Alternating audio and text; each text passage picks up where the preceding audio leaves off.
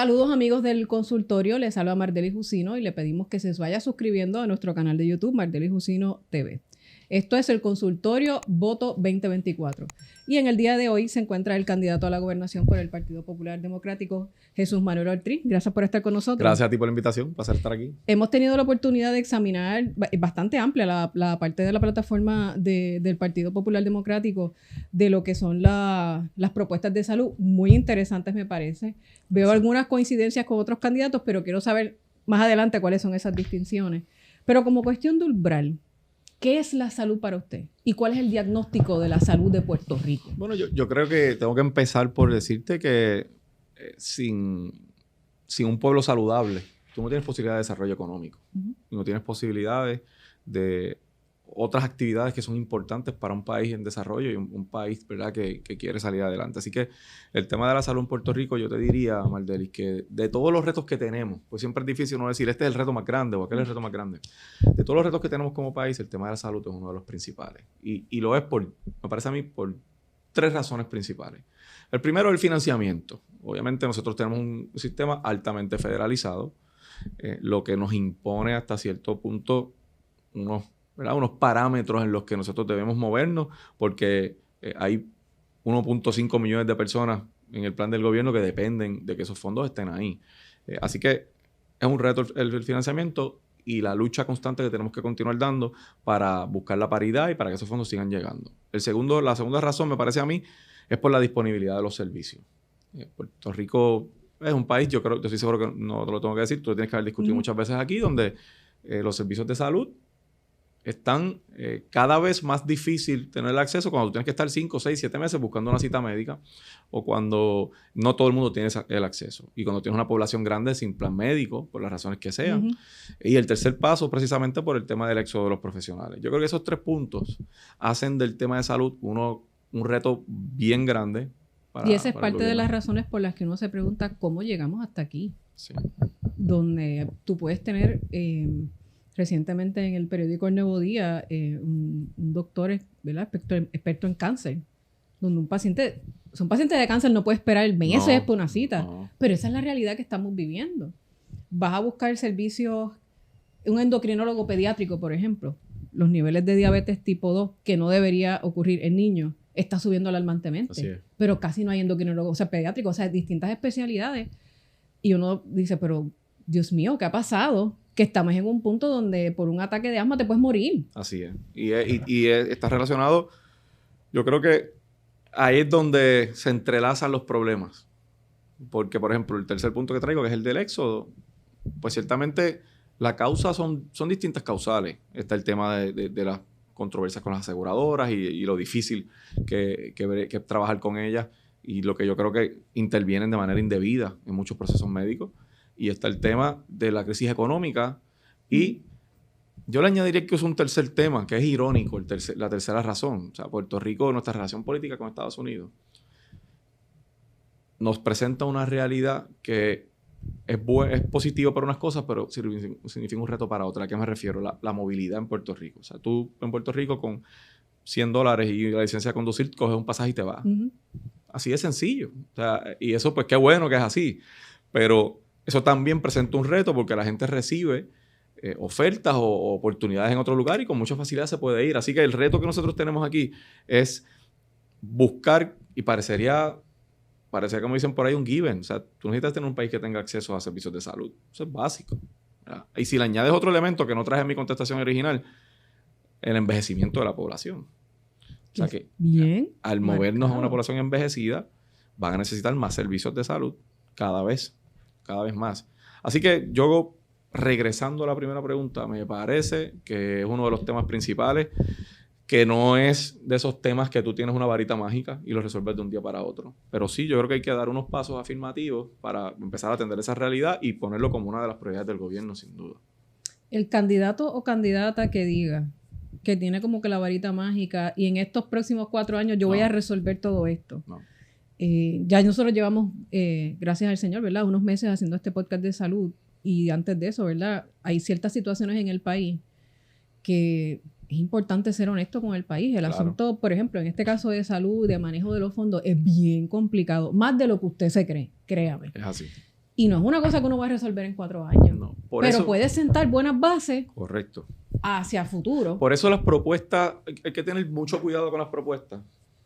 Porque decir, yo voy a cambiar el sistema que es hoy para que sea este otro mecanismo, o otro tipo de sistema, pues podría ser una buena idea, pero eso requiere un cambio en el State Plan, posiblemente se requiere ver si los requisitos o los parámetros están dentro del financiamiento federal, eso requiere muchos pasos que hay que dar, primero que no son de un día para otro, y segundo que tú tienes que ver qué impacto tiene en otra población, o sea, yo no sé, lo que sea lo que el gobierno decida hacer, no puede poner en riesgo el fondo de Vital, ¿verdad? Del Plan Vital, son 1.5 millones de personas, y en ese sentido, yo creo que el primer paso, Mardeli, el país invirtió $1 millón en el Consejo Multisectorial de la Salud.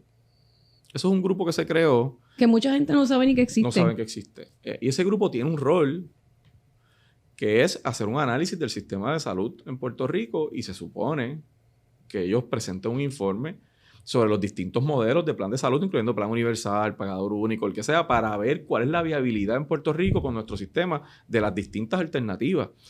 Y lo primero que yo haré es que yo voy a moverme hacia ese grupo, a ver cuál ha sido el trabajo que han podido hacer, porque cualquier paso que se pueda dar tiene que estar fundamentado y tiene que estar evaluado de manera responsable. Esto no puede ser una propuesta sexy para que se vea bien un plan de gobierno, porque ahí está la salud de la gente, y yo con eso no voy a jugar. Así que en ese sentido, el comité multisectorial al que se le destinó $1 millón en la negociación del plan de ajuste de la deuda, tiene un rol importantísimo aquí en el análisis de nuestro sistema para que los próximos pasos sean unos pasos coherentes. Yo le preguntaba en este podcast al secretario de Salud, Carlos Mellado, si creía en el modelo actual, si se podía mejorar el modelo actual, particularmente por la incidencia de las aseguradoras, que prácticamente se han demonizado en Puerto Rico. ¿Dejarías el modelo como está? Bueno, yo creo... ¿Y cuál debe ser el rol de las aseguradoras? ¿Deben haber aseguradoras? Bueno, hay candidatos que plantean limitar ese rol. Es que yo creo que las aseguradoras son un jugador del escenario que va a estar ahí.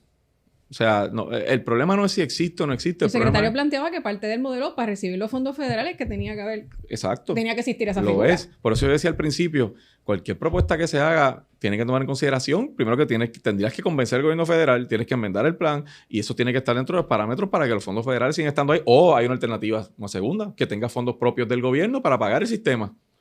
Que es un montón de dinero. Es un montón de dinero. Y la contestación a eso yo creo que todos la sabemos. Así que, a tu pregunta, yo si viste, estoy seguro, porque vi que hiciste anotaciones en el plan.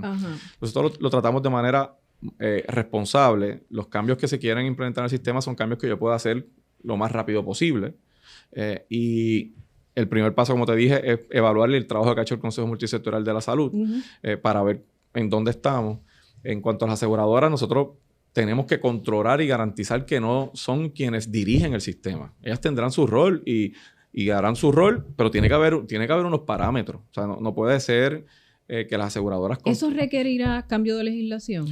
Hay legislación que se ha ido aprobando. Lo que pasa es que, por ejemplo, hay 3 leyes que se aprobaron este cuatrenio. Lo vi y entonces la Junta las detiene. Están detenidas. Tenemos esa otra situación también. Tenemos esa situación. Claro, yo creo también que en ese sentido, y por lo menos de las 3, hay una que habla de los PBM, hay una que habla de la intervención de las aseguradoras con el criterio médico, que yo creo que esas todas son importantes, pero esa va más con el tema que estamos hablando. Y hay otra que tiene que ver con las reclamaciones de los proveedores y las aseguradoras. Yo, honestamente, no veo razón para que esas leyes estén detenidas. Mi percepción es que el gobierno no ha defendido con vehemencia esas leyes. Promesa es claro. Usted aprueba las leyes y tienes que justificarle a la Junta que fiscalmente es responsable de lo que estás haciendo. En la Cámara hubo una vista hace... se sepa, ¿se presentó alguna justificación fiscal para poder implementar esas leyes? Hace más de un año, un poquito más, hubo una vista pública en la Cámara y lo que se presentó allí a mí no me dejó satisfecho. O sea, yo creo que el gobierno ha sido débil defendiendo esas leyes. Y están ahí durmiendo ese año lo justo. Y parte de lo que yo haré como gobernador es que yo voy a retomar la defensa de esas leyes para justificar y demostrar que no tiene que tener ninguna intervención con el plan fiscal y que son importantes para Puerto Rico. Si hay que aprobar legislación nueva, se aprobará legislación nueva, pero no puede haber una aseguradora interviniendo con el criterio de un médico. No estamos hablando de qué cubre y no cubre, eso está en el contrato.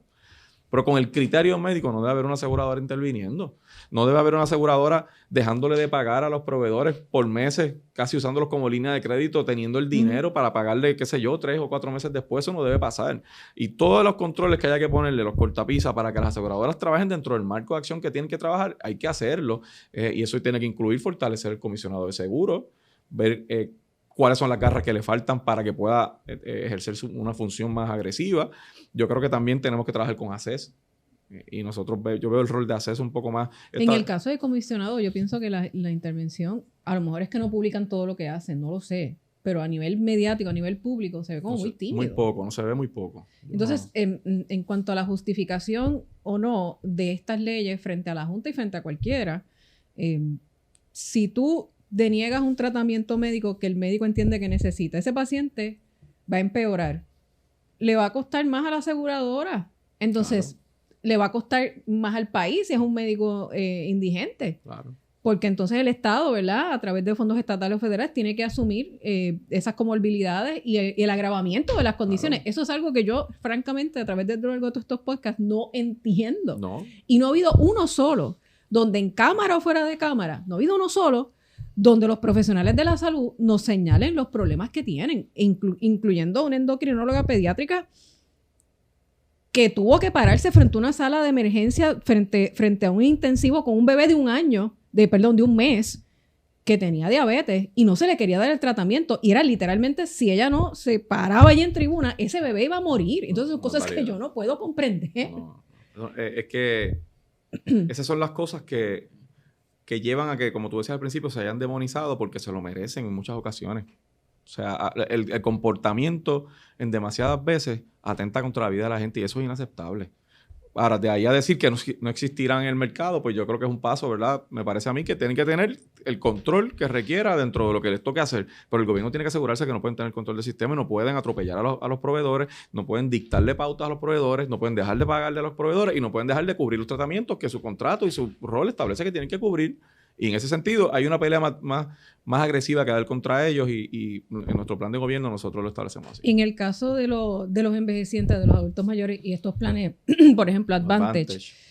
A mí me sorprendió mucho que el secretario de Salud está obviamente en total desacuerdo con que le paguen antes que cubrir lo que necesita el viejito o la viejita, el adulto mayor. Sí, el grooming. Sí. Y entonces era algo que estaba en disposición federal, que no era algo que estatalmente tú pudieras decir, mira, tú no puedes hacer eso. Y él comunicaba que era una de sus grandes frustraciones. Sí, de que yo lo he hablado con él. Eso no debe ser. Yo lo he hablado con él. Y a mí me sorprendió que el gobierno federal lo permita por encima de... Pero eso está bien chévere, porque está bien chévere que le paguemos la compra. sí. Pero primero cúbrele las cosas que necesitan. Si no me niegue el medicamento y me ofreces el trimmer, el trimmer del jardín. Eso no tiene sentido. No tiene ningún sentido. Y sí, yo he hablado con el doctor Mellado sobre este tema. Hay una reglamentación federal que se los permite hacer. Y yo tampoco le encuentro ningún sentido a eso, honestamente. Y eso es algo que se dialogaría con relación a los cambios. Usted propone unos cambios, de hecho, habla de un plan de salud universal. Lo traigo desde el punto de vista de que puede ser una posibilidad dentro de lo que el propio comité multisectorial nos presente. Claro está. Yo lo planteo ahí porque yo filosóficamente no tengo una oposición si es viable, si no pone en riesgo los fondos federales para el tratamiento de nuestra gente, del sistema que tenemos. Yo no tengo una posición ideológica. Mi planteamiento es más de sensatez. Es más de, vamos a ver cuáles son todas las posibilidades y cuál nos puede funcionar mejor. No voy a... Oye, hay sociedades que nadie diría que son dictaduras, como España, por ejemplo. Sí. Que tienen Canadá. Nadie diría que Canadá no es democrático. Nadie se atrevería a decir cosas como esa. Yo sé que tiene unos costos. Y tiene unos costos y hay países que pueden asumir esos impuestos. Correcto. Yo creo que este país no aguanta uno más. Los países, Finlandia, Suecia, tienen muchos impuestos y tienen unos servicios, ¿verdad? Pero también hay que ponerlo en contexto con nuestra realidad puertorriqueña. Hay que ponerlo en contexto con la realidad, con nuestra economía, si lo podemos pagar. Y yo añado nuevamente el tema de los fondos federales, porque si rompe con los parámetros del gobierno federal, pues entonces el análisis tiene que incluir cómo lo financiamos, ¿verdad? Y sí, pues vamos a hacer el sistema que queramos, exclusivo para Puerto Rico, perfecto. Pero hay el dinero. Si no lo hay, pues hay que ver las posibilidades de si lo tenemos. Si no lo tenemos, pues tenemos que ir ajustándonos al sistema para que podemos pagar, ¿verdad?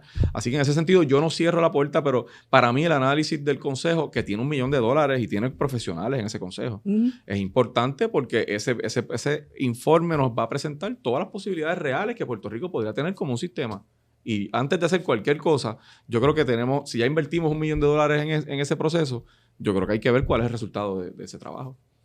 Una de las cosas que ustedes señalan, y francamente, qué bueno que pude repasar responsablemente para poderlo entrevistar, este programa de gobierno, es que hay una legislación que se pasa, que me parece que es importante ese telón de fondo para que la salud sea un servicio esencial. En un momento dado, cuando estamos en la crisis, y sabemos que usted trabajó en Fortaleza mucho de ese proceso, no teníamos definido que era un servicio esencial. Recuerdo la ley de sostenibilidad fiscal que se aprueba, que por primera vez define salud, educación, seguridad. Entonces ya estamos delimitando un poquito más. Delimitando un poco. Me acuerdo, y aquello tenía su razón de ser. Yo me acuerdo que en aquel momento yo era secretario de Asuntos Públicos y era complicado porque en términos de la quiebra, pues los abogados del gobierno levantaban bandera en términos de ojo con identificar X o Y como un servicio esencial, porque como no sabíamos cómo iba a terminar el litigio, pues podría tener el resultado de que todo lo que estuviera fuera de esos 3 puntos que mencionaste pues estaba sujeto a embargo y a discusión con los bonistas. Así que sí hubo un cuidado originalmente entrando en proceso de quiebra. Esa ley que tú planteas la aprobamos, ya es ley, y lo que hace es que determina el área de salud como un servicio esencial para darle prioridad presupuestaria también. Así que nosotros utilizaríamos esa ley para poder darle esa prioridad que requiere el sistema de salud en algunos aspectos en los que el gobierno estatal pues podemos hacerlo. Usted habla de unas 220,000 personas que están, como yo digo, para que la gente nos entienda, en el jamón del sándwich. Sabía que lo ibas a decir y así. Yo recuerdo que en un momento dado, bajo la administración de García Padilla, y usted me corrige que estaba allá adentro, se planteó la posibilidad de una prima reducida para aquellas personas. Y yo decía, eso hace perfecto sentido. Sí. E incluso es un ingreso para el Estado que lo necesita. Porque esas personas a lo mejor tienen un trabajo, pero no tienen plan médico, tienen un part-time y necesitan el plan, pero no lo pueden pagar. Y entonces usted plantea esa puerta otra vez está abierta. Sí, está abierta. La tenemos como una de las alternativas, una prima reducida que pueda permitir pagar. ¿Por qué no se pudo hacer en aquel momento? ¿Había una imposibilidad en términos de legislación federal? Yo no recuerdo exactamente qué pasó. Porque era una muy buena idea. Sí, yo no recuerdo cuál fue la razón. Si fue algún tema financiero o alguna imposibilidad. Nosotros queremos retomar el tema. Porque ese chunk, ¿verdad? Esa población... Es un cuarto millón de personas. Es un montón de gente. Y ahí tienes los que no lo pueden pagar, no cualifican a Vital, no pueden pagar el privado. Pero tienes también un renglón de personas que están en edades jóvenes que yo no necesito un plan, estoy bien. Hay muchos de esos, ¿verdad? Y que somos Superman cuando somos jóvenes en esas edades. Así que sí, es una alternativa. Otra alternativa también que nosotros no descartamos es el tema de evaluar los topes de cualificación, pero eso requiere un análisis en términos financieros de fondos federales para poder manejarlo. Así que ambas puertas están abiertas y las tenemos disponibles para cuando lleguemos la mejor alternativa poder utilizarla, porque lo que queremos es que más gente tenga un plan de salud. Así que por eso nosotros lo ponemos en blanco y negro en el plan de gobierno para que se establezca el camino que estamos mirando a la hora de poder atender a esa población. En cuanto a la retención de médicos y especialistas y atraer, el 4% fue una buena idea, pero no ha sido suficiente. Sí. Hay muchos otros factores y lo ha mencionado a lo largo del podcast. Me gustaría que abundara sobre eso, de cómo podemos hacer, ¿verdad? O qué cambios se proponen para que no se vayan más, para que regresen. Sistema en ciencias médicas, ¿verdad? La residencia. Residencia. Programas de neurocirugía que se dejaron perder. Nunca entendí por qué tienen que empezar otra vez desde cero, pero ahora hay que empezar de cero. Eso tiene unas consecuencias en lo que es la parte de atención de trauma. Claro, y cuando tienes nuestros médicos, primero, estamos escasos, y segundo, los que hay están en edades avanzadas. Así que se plantea que para el 2030, si sigue como va esto, podríamos no tener especialistas suficientes para el país. Y eso es... Bueno, ya no hay. Ya no hay. Ser más marcado. Sería terrible. O sea, yo creo que, Mardeli, de todos los problemas que nosotros tenemos como país, este problema de la disponibilidad de médicos yo me atrevería a decir que es el principal problema a futuro. Porque si el país no tiene servicios de salud, no puede pasar nada más aquí. O sea, apague y vámonos. Y nosotros tenemos varias propuestas en el plan. Comenzamos con el fondo de retención, que no es otra cosa que una propuesta de utilizar. La propuesta está basada no en dinero nuevo, sino en decir, mira, los $20 que yo tengo los voy a utilizar para las prioridades. Así que nosotros vamos a revaluar ese código de incentivo, lo que produce el código de incentivo, para crear lo que llamamos un fondo de retención puertorriqueña de unas profesiones críticas que entendemos debemos incentivar en Puerto Rico. De esas profesiones, gran parte de ellas son salud. Y lo que queremos es buscar cómo reducimos la brecha de diferencia de salarios de esos profesionales aquí versus en Estados Unidos, porque aunque se quieren quedar por el amor que le tienen al país, eso no es razón suficiente si tú no tienes calidad de vida como profesional. Y si tú te ganas 20 pesos aquí, te están dando 80 en otro lugar. O sea, obviamente es complejo. Así que ese fondo... Es casi un sacrificio, patriótico. Aquí entrevistamos a un ortopeda que es el único especialista en preservación de cadera que tenemos en Puerto Rico. Preservación de cadera. Un muchacho tan joven como nosotros. Y tú sabes lo que me dice. Es fellowship de Harvard. Wow. Y está aquí en Puerto Rico. Yo no abrí los correos electrónicos, fue lo que me dijo, para no ver las ofertas. Wow. Mira lo que dice. Yo no abrí los correos electrónicos porque yo no quiero imaginarme una persona con esa especialidad habiendo hecho un fellowship en Harvard, ¿cuánto les deben ofrecer en Estados Unidos? Wow. Y ese muchacho está aquí en Puerto Rico. Eso es un héroe. Está aquí en Puerto Rico. Eso es un héroe. Y ese fondo va dirigido a subsanar eso, a buscar alternativas, Mardeli. ¿Y ese dinero usaría para qué? ¿Para pagarle los préstamos estudiantiles? Yo le dejo las puertas abiertas para préstamos, para salarios, para residencias o su hogar o distintas alternativas que me ayuden a mí. Quizás si yo no puedo competir en salario, pero te puedo ayudar en esta otra cosa y que cuando la ecuación la puedan tirar entre la familia, el amor por el país, este otro beneficio que me están dando, puedan venir, ¿verdad? O quedarse. Además de eso, nosotros tenemos una segunda propuesta que va dirigida a dirigir una asignación presupuestaria a un grupo especial de estudiantes que se llama el Grupo de los 100, que son 100 estudiantes destacados que nosotros queremos pagar su salario para que puedan tener un compromiso de quedarse ciertos años aquí, y gran parte de esos profesionales también van a ser profesionales de la salud. Hay otras disciplinas que lo requieren, pero salud va a ser el principal. El tercer aspecto son la junta de licenciamiento. Parte de los problemas que tienen los profesionales hoy, está el tema contributivo, está el tema de las aseguradoras, pero hay uno que la gente no habla mucho. Y usted propone una reingeniería. Sí, esas juntas de licenciamiento, yo creo que hay que meterse allí en el Departamento de Estado, hay que virar aquello patas arriba y rehacer todo aquel sistema allí. Y yo quiero garantizar que el proceso de licenciamiento de un médico en Puerto Rico, entre licenciamiento y las credenciales que tienen que tener, que ya hay una ley aprobada que la tiene que ejecutar el comisionado de seguros, entre licenciamiento, credencialización y darle el número de proveedor, aunque sea provisional, no demore más de 30 días. Eso toma a veces... Toma meses largos. Yo conozco un caso de un médico que llegó aquí en una especialidad rarísima, y cuando llegó demoró como más de 60 días en que le dieran para poder empezar a operar. Yo digo, ese médico hay que ir a buscarlo al aeropuerto y que en el carro, en un taxi, llevarlo a un sitio a comer y después decirle, esta es su oficina, usted puede empezar desde ya, qué trámite tengo que hacer para que estés aquí. Así que todo ese proceso que no se ve, nosotros vamos a redefinir y a reorganizar esa junta. Eso incluye si hay que asignar personal, pero no puede pasar lo que ocurre hoy con los médicos. El tema de las residencias es importante. ¿Sabes que te vas a tener que poner los guantes con la Junta de Supervisión Fiscal? Lo tendré que hacer, pero ellos tienen que entender, es que la Junta, y qué bueno que me lo dice. Digo, porque si fuera por la Junta de Supervisión Fiscal, ellos abolen la ley 60 completa, no solamente la parte de los médicos, quitan todo, cine, los jóvenes, el turismo, lo quitarían todo, por lo menos la percepción que tengo yo. Por lo menos la que ellos se han encargado de que el país tenga.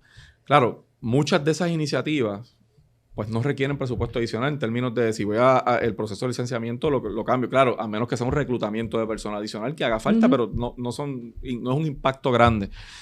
Y también yo estoy muy consciente de que eso va a requerir que posiblemente yo saque recursos de otro lugar que no es tan prioritario como esto y los invierta aquí.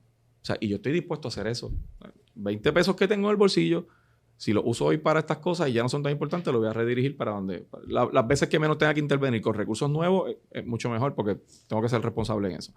El tema de las residencias es importante, la inversión en tecnología. Yo hablaba con un profesional de una escuela de medicina aquí y me dice, mira, Jesús, ¿tú sabes lo que es que yo gradúo 3? Van a hacer práctica en un estado por allá, tienen 2 Da Vinci, las máquinas están bien, ¿verdad? Tecnológicas, un equipo bien... Entonces viene después aquí a practicar con una tecnología que está atrasada una década. El trabajo es mucho más fácil si regresan, los que regresan, porque el 80% de los que estudian aquí se quedan, ¿verdad? O tienen la posibilidad de quedarse. Ahora, tan pronto se van allá, difícil que regresen. Así que tiene que haber una inversión en tecnología, en el tema de residencias, y es parte fundamental de nuestro plan de trabajo, que va dirigido a todas esas iniciativas con un norte claro de que yo necesito que se queden aquí y de que regresen los que puedan regresar. Y tiene que ser un tema prioritario para mi Usted habla de mirar el Departamento de Salud y reestructurarlo. No es el único candidato que lo propone. Tenemos el Departamento de Salud. Sí. Tenemos a SEM. Tenemos a CES. Sí. Tenemos ACA. Tenemos fondos porque hay un hospital industrial para los trabajadores. O sea, tenemos el centro cardiovascular, sí, que es parte del complejo. Y está el de San Juan, el hospital de San Juan allí también. El hospital municipal de San Juan. Y yo no sé si la mano izquierda sabe lo que hace la derecha. Bueno, lo que hemos visto históricamente es un caos administrativo en términos de manejo de facturas. ¿Hay alguna razón, por ejemplo, en el caso de ACES, ¿hay alguna razón por la que ACES tenga que estar separado del Departamento de Salud? Nuestro plan... Yo sé que el secretario tiene una silla ahí, pero son dos entes distintos. Son dos entes distintos que yo creo que o eliminas uno y le das todo al otro, o delimitas ya las funciones de cada cual y divides el trabajo, ¿verdad? Yo creo, y parte de lo que hicimos en el plan es una reformulación de ACES para convertirlo en la agencia que maneje el tema de Medicare, Medicaid, esa oficina de Medicare que están en salud, que se convierta ACES en el que trabaje en lo que es ese tema de financiamiento del plan público. O sea, que no lo eliminaría. No. Lo definiría. Lo definiría. ¿Y en el Departamento de Salud? El Departamento de Salud tiene que ser la agencia, que es una agencia de rango constitucional, que dirija lo que es la política pública de salud en el país en general, pero el tener una función que como que se duplica con ACES y que tienes 90% en ACES y 10% en salud del tema de Vital y de Medicare, etcétera, lo que hace es que divide funciones y al final no pasa nada o se demora mucho en ocurrir todo. Así que yo veo el Departamento de Salud como este ente que establece la política pública, incluso debe ser punta de lanza en el tema del manejo de la retención de profesionales de la salud, porque es su función principal. Así que en ese sentido, yo concuerdo en que lo que tenemos hoy es... hay una duplicidad grande ahí. El tema de ASEM también lo planteamos en el plan de gobierno. Hay que hacer una reingeniería en los asuntos de facturación y asuntos administrativos. Hay unas deudas terribles ahí. Tampoco lo eliminaría. No, yo creo como una reingeniería allí. Sí. Yo creo que hay que hacer unos cambios. Centro Médico en su momento, yo recuerdo hace unas décadas atrás que venía gente hasta del Caribe, y no sé si todavía pasa. Era como la verdadera joya de la corona del país en términos de atención médica. Yo veo el centro médico y la frase que tú usas es la mejor manera de describirlo, es la joya de la corona. Pero se ha ido degradando cada vez. No es la infraestructura, la infraestructura es importante, lo que está dentro también, claro. Esos médicos es importante. Tiene mejor personal. Y usted habla de reformularse el centro médico, remodelar el centro médico en distintas fases, ¿verdad? Tanto infraestructura como equipo, personal. Eso tiene un costo. ¿De dónde van a salir los chavos? Mira, yo creo que el único proyecto de infraestructura a esa escala que nosotros debemos estar pensando hoy es la construcción de un nuevo centro médico. Y lo planteo así en el programa, que nosotros iniciaremos los planes de planificación. Pero allí mismo o en otro sitio. Es una posibilidad. Ya yo he auscultado y sé que ha habido conversaciones para en un lugar cercano hacer una construcción nueva. Pero la pregunta tuya es la clave. ¿De dónde sale el dinero? Eso tiene que ser un proyecto de más de $400 millones. Y para eso yo tengo que trabajar con la Junta. Pero la Junta tiene una responsabilidad aquí también, Malderi. Porque Promesa no solamente le da facultades a la Junta de recortar presupuestos, de control presupuestario. Ellos tienen una responsabilidad. Hay una parte de proyectos críticos. Ahí voy. Capítulo 5 de Promesa establece los proyectos críticos de infraestructura. Y lo que nosotros establecemos en nuestro plan de gobierno es que yo voy de entrada a solicitarle a la Junta la inclusión en ese capítulo 5 de un proyecto de infraestructura crítica que sea un nuevo centro médico para que junto con la Junta de Supervisión Fiscal adelantemos la viabilidad de ese proyecto. Yo creo que eso tiene que incluir un centro de trauma en ese nuevo centro médico. Hay que trabajar para que sea tipo nivel 1, ¿verdad? Y eso tiene unos pasos a seguir, pero o sea, aquí no necesitamos otro choliseo, nosotros necesitamos una instalación de salud en la que cualquiera de nosotros, no importa si usted tiene $200 en su cuenta en este momento o tiene varios millones de dólares, si a usted le pasa algo de una gravedad ¿verdad? Considerable, usted va a llegar a centro médico hoy. Y nosotros tenemos que atender esa realidad. Hoy llegan. ¿Cómo se maneja? Claro. Y allí hay yo unos sé que los profesionales de hacen lo mejor que pueden con lo que tienen. Sí. pero ciertamente es una instalación que visualmente incluso, o sea, y eso te da mucho a entender de qué puede estar pasando allá adentro, Sí. se ha ido deteriorando enormemente. De hecho, vi que están haciendo una rotonda, unas fuentes allí. Ahora no sé, ¿verdad? Sí, habría que mirar cuánto le asignaron para reconstrucción de habrá parte que verlo. de, pero parte yo creo de que FEMA, de los yo huracanes pienso que hay que Irma, hacer María, uno nuevo etcétera. y la Junta tiene que entender, y para eso está el capítulo 5. Yo no estoy planteando que mi gobierno va a construir un centro médico, porque yo sí lo voy a decir, yo voy a empezar a dar los pasos para la planificación de esa construcción y a trabajar con la Junta para que sea un proyecto crítico de infraestructura, un nuevo centro médico. ¿Qué correspondencia usted propone que tenga con Mayagüez?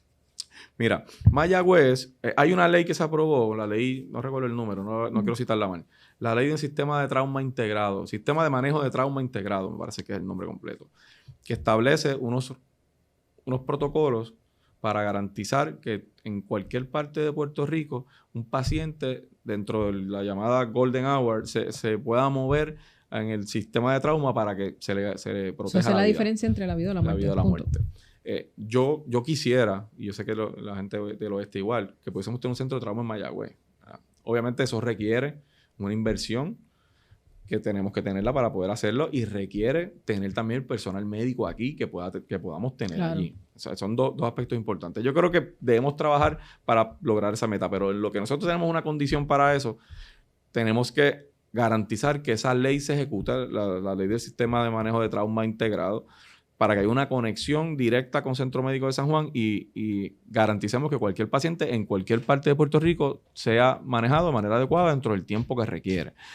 Y parte de nuestro plan de gobierno también establece la ejecución a su máximo potencial de esa ley para garantizar eso a la gente buena del área oeste. Algo que yo observo dentro de su plan de gobierno es que usted busca cuál es el marco jurídico actual, independientemente de quién lo aprobó, sí, y busca algo que yo creo que hemos fallado mucho como país, que es la implementación. Sí. O sea, ese marco está. Usted reconoce, mira, esto está. Claro. Esto es bueno. Claro. Pues, ¿qué vamos a hacer? ¿Vamos a implementarlo? Claro, yo creo que Puerto Rico... muchas partes usted se sostiene, ya en el marco muchas personas dicen, no hace falta más leyes, cuare, habrá que ver. Quizás hay demasiadas en algunas cosas, pero usted busca lo que tenemos y dice, pero esto puede funcionar. Vamos a implementarlo. Porque yo estoy buscando algo que yo pueda hacer rápido. Yo estoy buscando cambios que puedan tener un impacto lo más rápido posible. Si tengo quizás ideas y visiones más adelante, claro. Lo que pasa es que yo tengo un país que está viviendo una crisis y tengo un país que se me está yendo la gente, que tenemos la población de los años 80 hoy y que el plan de ajuste dice que si sigue como va en el 2050 tengo la de los años 60 y eso es devastador para un país. Así que como yo lo que y envejecida, que no tiene la capacidad productiva. Exacto. Está ahí, pero mucho menos. Están en su etapa de retiro, etcétera. Así que todas las facetas del plan de gobierno están sustentadas sobre el reconocimiento de que vivimos un momento crítico y de que hay que hacer las cosas de manera distinta. Si tenemos un marco jurídico, si se ha aprobado legislación, muchas leyes buenas, muchos protocolos positivos, pero si no se implementan, están ahí de adorno en el papel. Así que si lo notaste, que veo que sí, pues lo que buscamos es que yo tengo hoy, ¿funciona o no funciona lo que tengo? Si no funciona, vamos a cambiarlo. Si no sabemos si funciona o no porque no hemos hecho nada, pues vamos a tratar si funciona. Así que en ese sentido, lo que queremos es dirigirlo en esa dirección. En lo más rápido posible, cambios que tengan un impacto en la actualidad y que no haya tanta complicación con nueva legislación, con la Junta, etcétera. De entrada, desde que se comienza a describir lo que es el plan de gobierno, una de las primeras cosas que se pueden observar es la salud mental. Sí. Que es algo que hemos ignorado por demasiado tiempo. El cerebro es un músculo, igual que cualquier otro, hay que ejercitarlo. Eso lo hemos hablado aquí en este podcast. Y yo creo que ya no se puede ignorar más. ¿Qué rol debe tener AMSCA? Yo creo que debe existir, debe integrarse al Departamento de Salud. Nosotros planteamos ahí una total reformulación de AMSCA para que los fondos de AMSCA lleguen en servicio directo a la gente. Lo que hay en AMSCA hoy, tengo que decirlo, no es para nada aceptable. O sea, AMSCA ha duplicado su personal en este cuatrenio. Y eso nos redunda en mejores beneficios. Yo entiendo que AMSCA debe dar servicios directos de salud mental a la población. Mira, yo quizás debí decirte... Vaya de prevención. Claro, quizás debí decirte esto al principio. Yo creo, y eso va con la misma línea que tú me acabas de traer, el gobierno de Puerto Rico tiene un modelo de operar que ya colapsó. Y no hablo del estatus.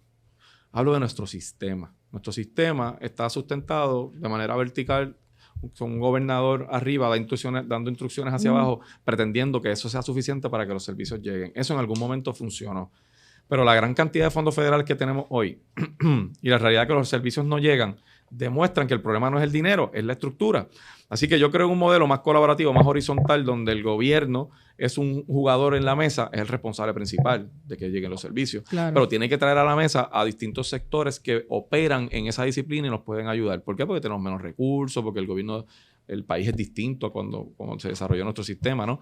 En el tema de salud mental, yo tengo que tener el gobierno estatal, pero tengo que tener el gobierno municipal, pero tengo que tener las sin fines de lucro, pero tengo que tener ¿verdad? La empresa privada, tengo que tener la universidad para ver dónde yo necesito desarrollar profesionales a futuro, en qué área tengo que prepararlos para atender a nuestra población. Ya yo sé de entrada que necesitamos geriatras, que necesitamos disciplinas, ¿verdad?, que puedan atender a la población, que vamos a seguir teniendo más adelante. Pero AMSCA, yo planteo una reformulación total para que ese presupuesto, ese dinero pueda servir para servicios directos a la gente, para colaboración con las sin fines de lucro y para llevar el tema de salud mental a las comunidades. Yo creo que nosotros vivimos en un país que es un estigma hablar de la salud mental. Mi esposa es psicóloga y es un tema que tenemos muy presente. Ella lo vive todos los días en su práctica. Y es algo que no, o sea, socialmente los cambios no ocurren de la noche a la mañana. No ocurren de la noche a la mañana. Pero todavía en este país decir que está yendo un psiquiatra, que está yendo un psicólogo, está yendo el loquero. Claro. Cuidado. Claro. Porque incluso se ha demostrado que hay conexión entre mente e intestino. O sea, mira hasta cuán lejos eso puede llegar, ¿verdad? La ciencia ha ido avanzando.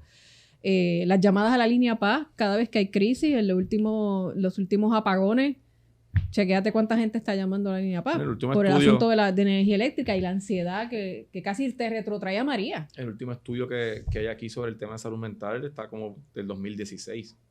O sea, que eso no mira lo que es María, terremotos, pandemia, Luma.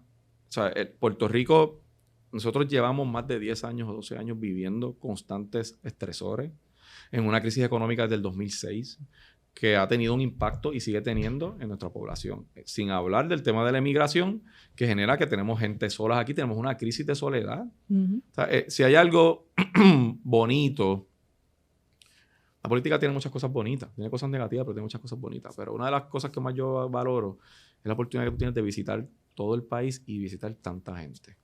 Pero también te golpea cuando ves la realidad de mucha gente. Le tiene que haber pasado a muchos viejitos que se nota que hace tiempo solos no hablan con alguien. Solos, Maldeli. Y están solos. Personas de 80. Muchas mujeres también. Muchas mujeres. Tú los ves y te parte el alma. Porque por eso es que a mí el tema de probablemente Luma, la visita que ustedes le hacen, ¿verdad?, dentro de la campaña es la primera en mucho tiempo.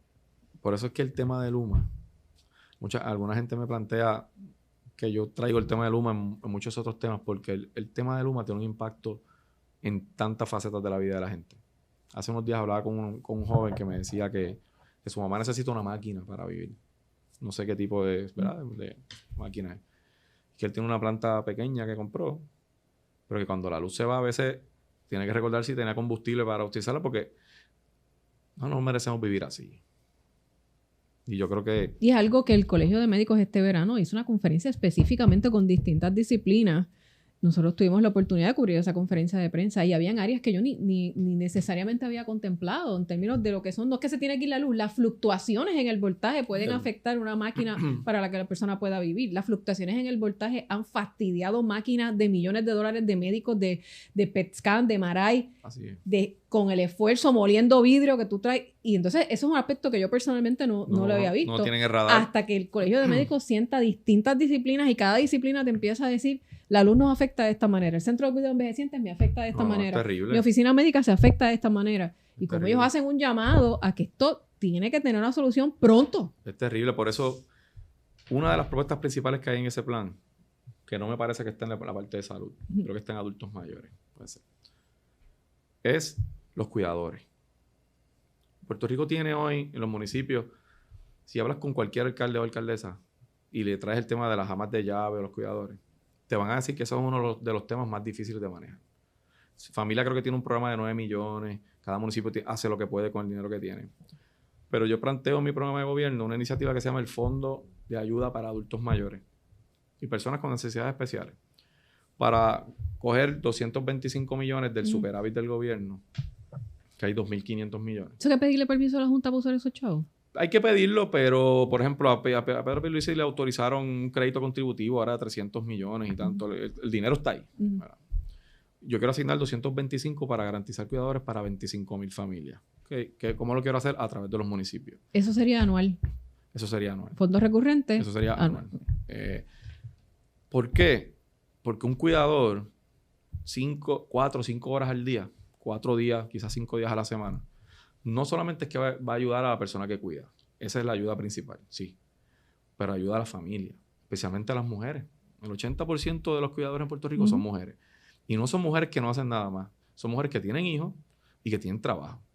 Y esas mujeres tienen que quedarse en su trabajo porque no se pueden mover de ahí, porque no pueden darse el lujo ni tener un ascenso siquiera, porque si requiere más responsabilidad diaria, no pueden cuidar a su mamá, a su papá, a su familia o hasta a su suegro. Y un cuidador o una cuidadora puede atender, va a cambiar la vida de una familia así. Porque le das una flexibilidad. Incluso hasta de lo que hablamos de salud mental, esa persona puede salir.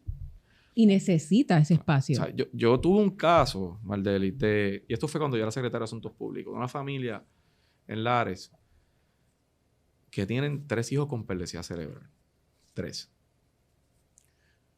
La mamá es quien los cuida y el papá es el que trabaja para poder traer el sustento.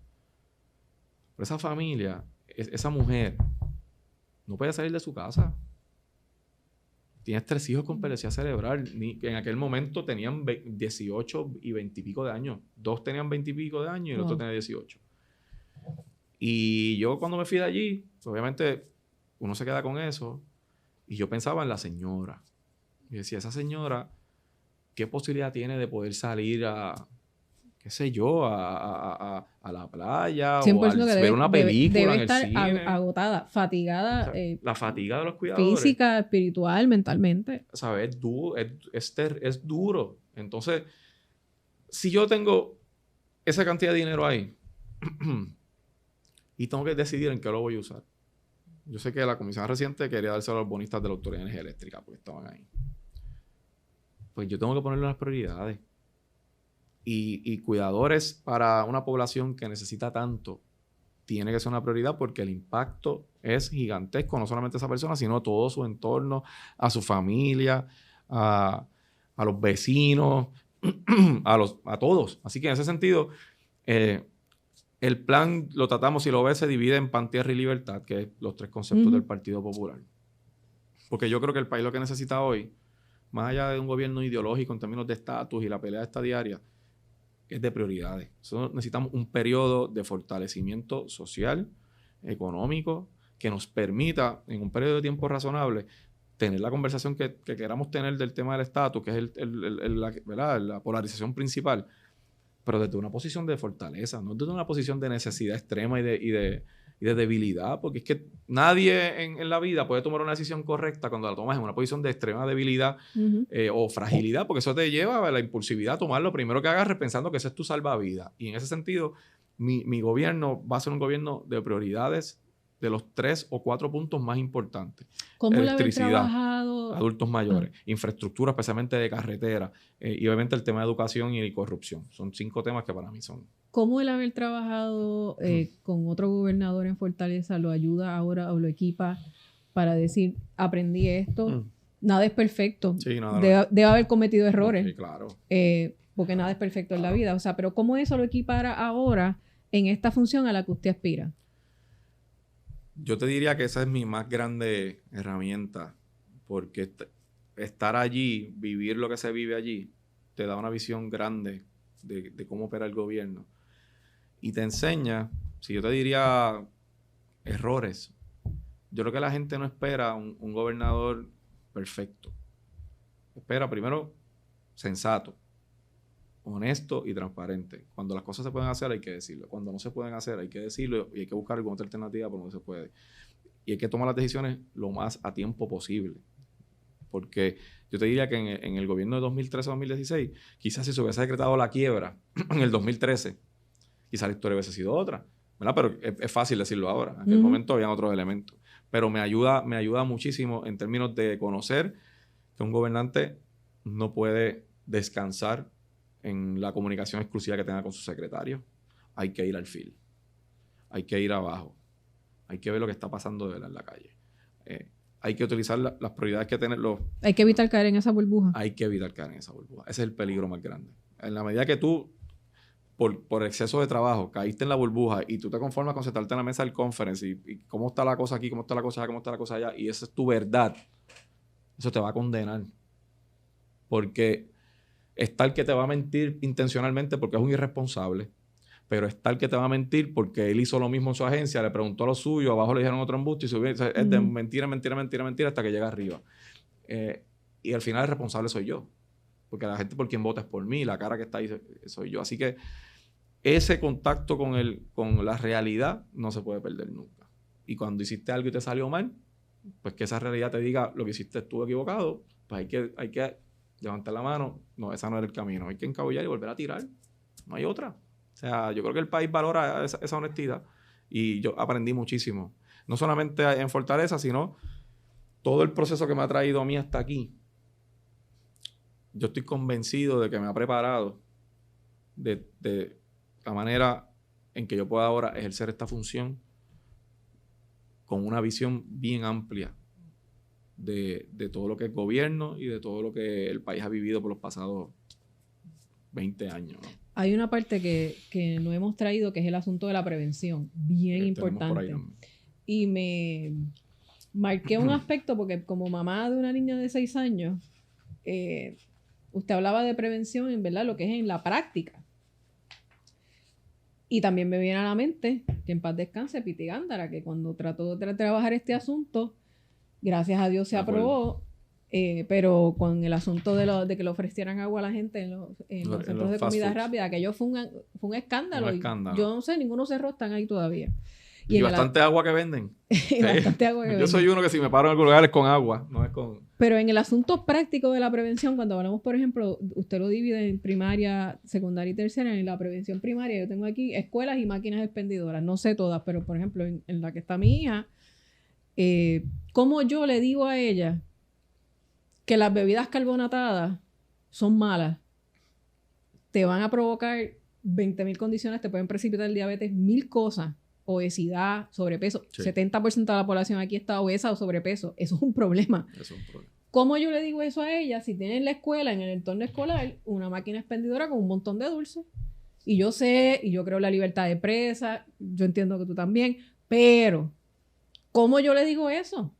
Sí. ¿Cómo yo se lo explico? Si lo que tiene de frente es eso. O sea, ¿cómo podemos trabajar con ese asunto? O sea, respetando, ¿verdad?, el sistema capitalista y de libertad de empresa que tenemos, pero... Porque yo no creo que... Y eso es un problema que después le cae al Estado. Claro, ahí es que vamos. Es que ese pesito que no invertiste ahora en prevención, lo vas a gastar 7 veces más adelante en una enfermedad crónica. Y yo creo que... Inclusive en los hospitales. Claro. Uno va a los hospitales... Están ahí los dulces a todo lo que da. pero espérate. Sí, es verdad. O sea, hay que ser consistente. Es verdad. Yo creo que nosotros en el plan establecemos el reforzar la Oficina de Prevención de Salud del Departamento de Educación. Hay una oficina que está funcionando allí. ¿Del Departamento de Educación? Departamento de Salud. Porque hay un rol del Departamento de Educación aquí también. Claro, que sí. Pero ahí donde entonces tú tienes que entrelazar. Ahorita me preguntabas cuál es el rol cómo veía el Departamento de Salud. Y yo creo que si hay una política, quien establece esa política pública de salud a nivel de país es el departamento. Y las agencias que se tengan que entrelazar en acciones que el departamento crea que son correctas a hacer, tienen que hacerlo. Así que ese concepto de prevención primaria, secundaria, está ahí porque yo creo firmemente en que la manera que esa es una de las medidas que puede tener resultado a largo plazo. Aunque yo estoy buscando muchas medidas que tengan impacto lo más cerca posible, esa lo que busca precisamente es fomentar estilos de vida saludables para que la población sea más saludable, ¿verdad? Valga la redundancia, pero para la misma vez el Estado no tenga que invertir más adelante en eso. Nosotros tenemos también en el tema de tecnología una propuesta que busca a través de tokens del gobierno fomentar conductas X que nosotros creamos sean importantes. Por ejemplo, si tú eres beneficiario del plan de salud y tú me asistes a las ferias y a programas de prevención, etcétera, a través de tokens electrónicos que yo te pueda dar, tú puedas después canjear esos tokens por servicios gubernamentales en los cuales yo te cobro hoy como gobierno, renovaciones, procesos innovadores donde yo fomente conductas positivas. Donde incentive la gente. Claro, pero ciertamente el tema de prevención, tanto en salud mental, llevando los servicios a las comunidades, con un sistema comunitario que planteamos en el plan, como en esa que tú planteas, es fundamental cualquier sistema de salud, porque te da la sostenibilidad a largo plazo, a la vez que te promueve una población saludable que te va a hacer más productiva. Por todos lados es beneficio. Gastas menos en tratamiento, pero también tienes gente más productiva que van a producir más para el país. Y en el caso de los menores de edad, tiene una relación con el aprendizaje y la cuestión cognitiva. Un nene con unos niveles de azúcar bien altos va a estar bien high, pero a lo mejor lo diagnosticamos mal con déficit de atención. Y lo que pasa es que vamos a ver qué se está comiendo. Claro. Vamos a ver qué se está comiendo. Finalmente, no sé si se nos queda algún tema en el que quiera abundar que no hemos tocado con relación a lo que es mencionaba, quiero terminar con el asunto de la comunidad, porque hay otros candidatos también que tienen propuestas de integrar a la comunidad. Sí. Los centros 330 han sido muy efectivos y se reconoce esa importancia. ¿De qué manera integra este plan la comunidad? Nosotros buscamos, primero, el tema de los centros 330. Yo hice un compromiso con ellos de que tenían una representación en la Junta de ACES. Eso no está ocurriendo. ¿Por qué razón? Pues no lo sé. Hay distintas versiones del tema. Yo creo en ese, y creo que dan un gran servicio a la comunidad. Y el tema de servicios comunitarios, nosotros lo integramos, integrando a los municipios y como un programa especial de salud comunitaria de parte del Departamento de Salud, que lo que busca es acercar los servicios a las comunidades. ¿Integra a los municipios de qué forma? ¿Que serían los municipios a quienes recibirían esos fondos para que...? Quienes estarían como parte de ese programa de salud comunitaria, como planteó ahorita el tema del gobierno más colaborativo, sería un programa especial que incluiría gobierno estatal, gobiernos municipales, entidades sin fines de lucro, para que como gremio, si lo podemos llamar de esa manera, podamos establecer lo que es ese programa de salud comunitaria y llevar servicios a las comunidades. Y obviamente los fondos que se utilizan para eso, pues se utilizarán en ese tipo de programas, ayudando a los municipios también, que tienen una crisis económica fuerte, ¿verdad? ¿Pero sería una cosa colaborativa o sería fondos que se le asignan al municipio? No, sería a través del propio Estado en colaboración con los municipios. ¿Se nos queda algo? Porque yo creo que hemos cubierto bastante. Yo creo que no. Yo creo que cuando más tiempo hemos pasado hablando de la plataforma de salud ha sido en este espacio. Así que te agradezco ese espacio porque creo que yo creo que es importante, es uno de los temas con razón que más le preocupa a la ciudadanía. Porque no vamos a tapar el sol con una mano. Esto es difícil. No. Estamos en un estado crítico en cuanto a la salud y ya es momento de tomar el toro por los cuernos y hacer algo. Así que gracias por estar con nosotros. No, gracias a ti por la invitación. Tema. Como siempre, le exhorto a la gente, esta plataforma yo la encontré en la página del Partido Popular Democrático. No escucha cuentos de camino. Sí. Yo sé que los amigos, ¿verdad?, de la policía los queremos muchísimo, pero mire, si usted quiere tomar una decisión informada, vaya a las plataformas de cada uno de los candidatos, lea. Yo sé que a lo mejor es más fácil el scrollear y está bien, eso nos divierte, pero la realidad está en cada una de estas plataformas. Compare lo que hay en estas plataformas, analícelo, porque en esta elección se nos va la vida. Así es. Y la puede encontrar en jesusmanuelortiz.com y no está difícil de leer. Tiene su histórico, ¿no? Su resumen del tema y tiene sus objetivos y tiene sus propuestas. Así que si tiene todo el tiempo, léala completa. Si no, pues vaya a las propuestas, vaya a los objetivos, como usted quiera, pero concuerdo. Léala, están ahí, se pasa mucho trabajo. Se invierte mucho tiempo y se hace un esfuerzo grande tratar de hacer propuestas y lo que hemos querido que sean reales. Que sean responsables. Y que sean responsables. Gracias por estar con nosotros. Gracias a ti, siempre. Hasta aquí el consultorio Voto 2024. Será hasta la próxima.